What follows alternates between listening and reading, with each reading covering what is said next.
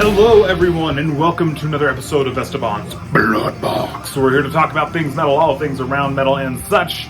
This episode, cheers everyone, it is officially fall here in Minnesota and beginning to become fall all over the US. It is my favorite time of the year, as it is I think for most people. But yeah, today we are drinking some Diet Dr. Thunder from Walmart, because when you spend all your money on records, you gotta cut some corners on your soda consumption and get the cheap shit. But I digress. Anyway, so yeah, we're gonna be talking about my fall playlist today. So this is all music I listen to every fall. I try to save a lot of these albums for the fall and not listen to them any other time of the year. Obviously, I listen to them other times of the year, but I try to kind of keep them all together because they kind of give it that feeling of the leaves changing, the cool weather, Halloween coming up, all this stuff. You know, all the stuff we all love. So yeah, with most things, I started collecting most of it on vinyl, and I have it on vinyl now. So I'm gonna burn through, show you some of my records for my fall playlist. So this is one I just recently got, Framed in Blood by the 69 Eyes. This is their first kind of greatest hits from their first era, if you will, put out in 2007. This was actually sold on their tour, and it's got all the tour dates from 2007 there. Finally found a copy of this. I have a lot of 69 Eyes records individually, but this one is a nice, all-encompassing goth era album from them. It's got Gothic Girl on it, Brandon Lee, Wasting the Dawn, all of the kind of classic sort of rockabilly goth hits from their late 90s, early 2000s era. So, cool picture disc. I am not usually a huge fan of picture discs, but I like this one. I think that's nice and sleek and simple, and I dig it a lot. So glad to finally have a sort of compilation album from them, because it's got all of my favorites on it. So talking about Brandon Lee, which is one of the songs on that album, you know this one's going to be on here. The Crow, the soundtrack from the movie, one of the greatest Halloween October films of all time. We all love it. Yeah, glad this finally got re-released. I've had it for a while. I think it's been in one of my other videos too. Some of these albums are going to be albums you've seen before, but these are, again, the fall albums. But yeah, The Crow, great stuff. You know, it's interesting because a lot of the songs on here aren't necessarily gothy or even fall related. It's directly them coming from the soundtrack of the movie that make them feel fall to me. Because, you know, like Stone Temple Pilots is on here. That's not a very gothy band. But in relation to the movie, it fits in my fall playlist. We watch it every year. I've got it on VHS. The Crow is a staple in our house. We watch it many times over the course of fall. So this is also spinning most of the time as well. So good one, obviously. I'm sure you all know about that. A lot of staples here. Of course, October Rust, quintessential fall gothic metal. Can't beat it. This is from the None More Negative box set, the black one, the second one that came out. One of my favorite typo albums. You know, it's interesting because this was actually not particularly considered a success when it came out, because it was coming right off of Slow, Deep, and Hard and Bloody Kisses, and then this one got a lot more moody, you know, not necessarily emotional, but just kind of moody, sexy kind of vibes. And so when it came out, it wasn't necessarily a huge hit, which was kind of a disappointment, but I think it's become a well-loved album by many, many people. It's one of my favorite typo albums, of course. So glad to have this, glad to have all the typo stuff. You know I'm a huge typo fan, so not a surprise there. Moving right along, some non-metal stuff, getting kind of in the goth realm. The Cure, Disintegration.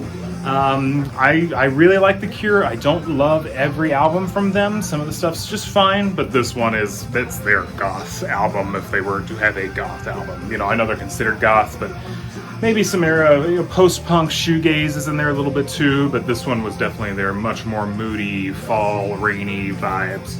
So this one always goes on. Even the album artwork's got those, you know, sort of gothy vibes to them. You're gonna hear me say the word goth a lot in this video. But yeah, Disintegration, classic, great one, obviously. Another fall album, of course, Paradise Lost, Draconian Times, 25th anniversary edition, the blue one. Killer album, front to back. You know, Paradise Lost is a great band. Another band, I like all of their stuff, but this one's my favorite. And I think it's on most people's October playlists. But killer album, glad it finally got reissued a few years back. I also really like the sort of digital composite imagery on this. It was kind of a thing in the 90s, 2000s, that a lot of both bands and in comics it was happening a lot. You probably know the Sandman comics with the show that's been out and stuff. There's an artist, I forget his name, but he did a lot of the cover artwork for those, and he did a similar kind of, digital collage imagery for it. So there's another album in here that uses the same kind of digital collage style, but I dig it. It's definitely a product of that era. Okay, here's one that's a little bit different from everything else I'll have in here, but some Blink-182, Take Off Your Pants and Jacket. I know, kind of an oddball in here, but I have very distinct memories of being in high school, probably my freshman, junior year or so, and listening to this album, going to school, getting there early, playing hacky sack out front with my friends, and listening to this album a lot. And though there's nothing about it in particular that's this time of year, I have a really strong memory and nostalgic response to listening to this and feeling, high school fall sort of from it. So that's why this one's in here. Pop punk from my era. I love it. Another one that's sort of from my high school era that feels very fall to me. 9 Inch Nails, The Downward Spiral. So, I think I've said this before, I got into metal kind of later on. About 2014 is really when I started listening to it. But there were little bits here and there of things I picked up on. I was mostly a pop punk kid, listening to Blink-182, Green Day, and all that stuff. But I came across this album in the fall, I think it was actually junior high. And I just loved how dark it was and kind of creepy, and it made me feel weird. And I remember riding, I think it was to a pumpkin patch with my mom, and looking out and just looking into the woods with all the dead leaves, and just that sort of dark feeling, but not a bad feeling. And it's just a really interesting first swirl of emotions, sort of exploring the dark side, if you will.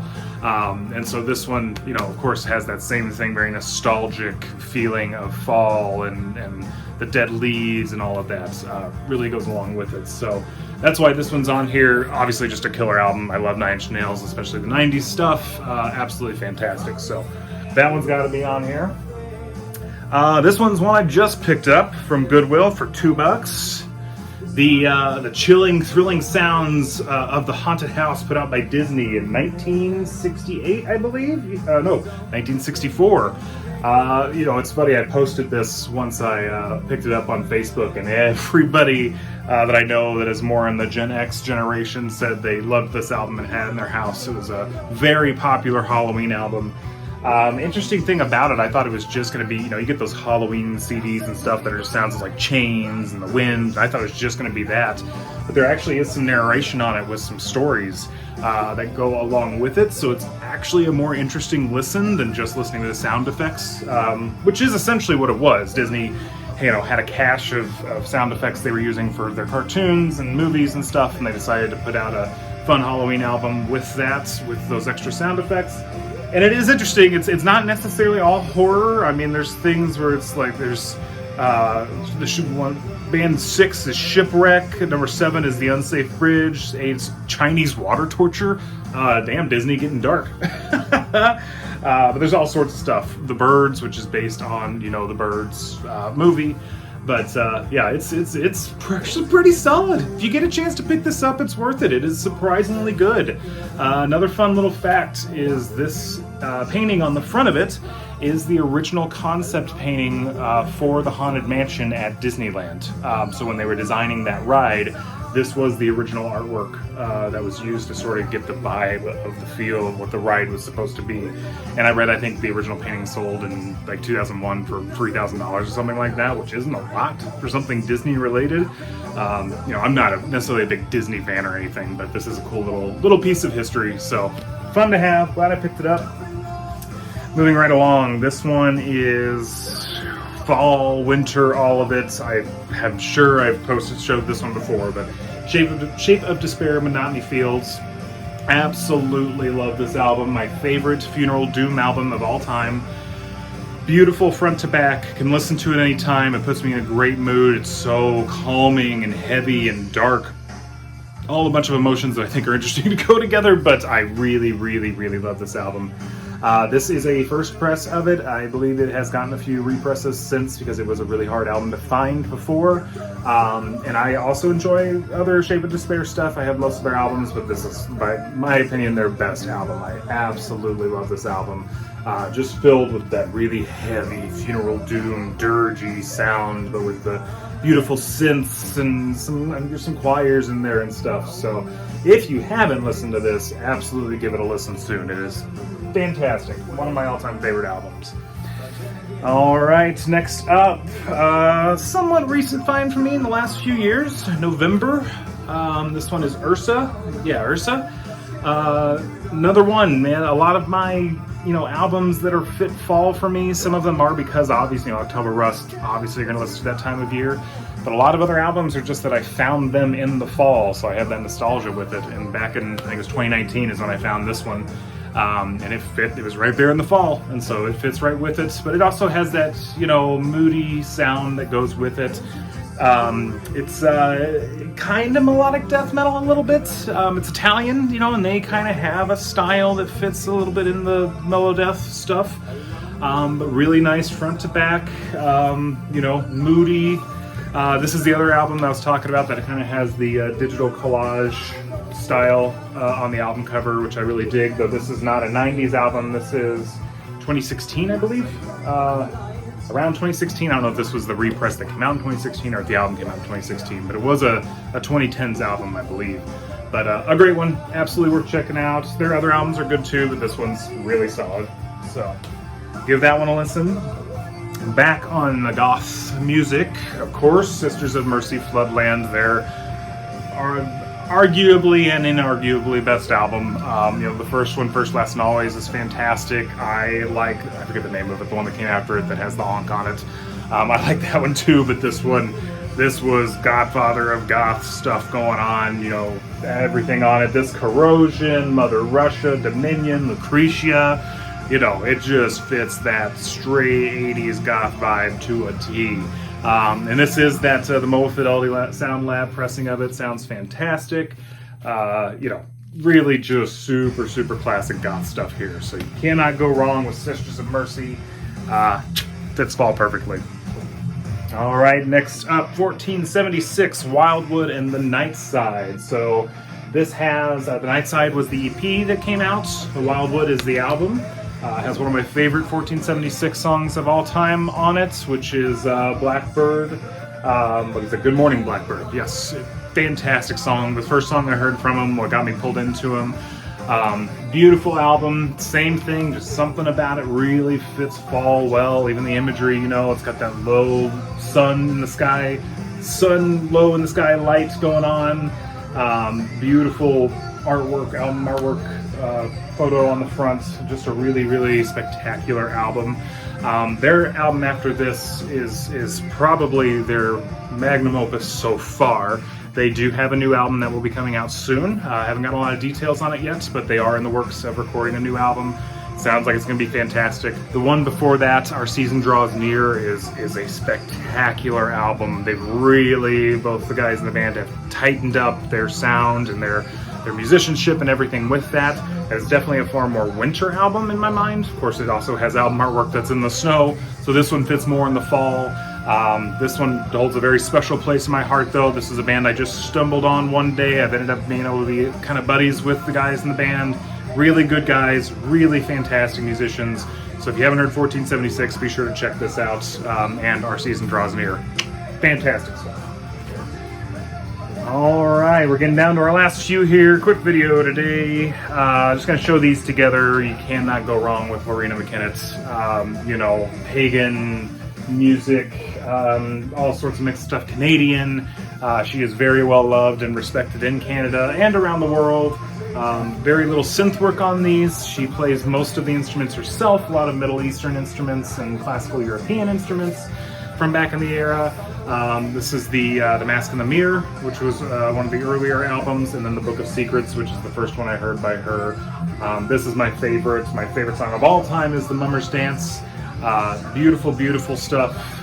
I have heard that Tanner from Obsequiae can play The Mummer's Dance on the hurdy-gurdy, so it's one of these days I'm going to try to get him to play me that, because I would love to hear it live. But Beautiful, beautiful album. Very inspirational to a lot of pagan metal bands and folk metal bands. She just really has it down, does it right. So good stuff. I actually found this album the first time. You know what? This was another one. This was another one where I found it during the fall, and that's part of the appeal to it for me. But back in Springfield, Missouri, there was like a, one of those mysticism sort of pagan stores that has candles and all sorts of stuff, and this was playing on overhead, and it was the Mumbers Dance that was playing, and I was like, what is this? So I got the CD and fell in love with it. Both Katie and I listened to it a lot this time of year. Another great album from her that I don't have yet is The Visit, which I think is before this album. Really, really beautiful stuff too. It's sort of the trifecta. The Visit, Mask in the Mirror, and the Book of Secrets are the three that sort of fit in that era. But really good stuff. All right, last but not least, another classic, Danzig 1. Not an original press. This is a bootleg. There's been lots of bootlegs of this. This one in particular is a pretty shitty bootleg. It does not sound very good, but so I can't afford the original press. So this is going to have to do until these get a reissue sometime. But classic. I like Misfits. Never really hit me a lot with the Misfits. It's fine. Definitely fits more of the Halloween vibes and stuff. Really love Sam Hain. Extreme Noise Records here in Minneapolis has a bunch of the bootlegs of those, I believe. So I'm going to try to grab those when I can. Sam Hain is fantastic. And I'm a huge Danzig fan. I love Danzig. The first albums are all fantastic. Even some of his later stuff, he's getting older, as people do, but I can dig it on some level. But of course, this is absolutely classic. Classic album. Danzig 1. Can't beat it. So, very quick video today. Like I said, I'm still around. I got lots of other ones I want to do to get more into stuff, but I just wanted to pop this out real quick since it was the kind of the first official day of fall here in Minneapolis and Minnesota. So yeah, good to see y'all. Thanks for sticking around. Cheers. I hope you all are having a fantastic fall start so far, doing your Renaissance festivals and Oktoberfests and all of that. So make sure you're getting out there and enjoying life right now. Love y'all, and we'll see you next time.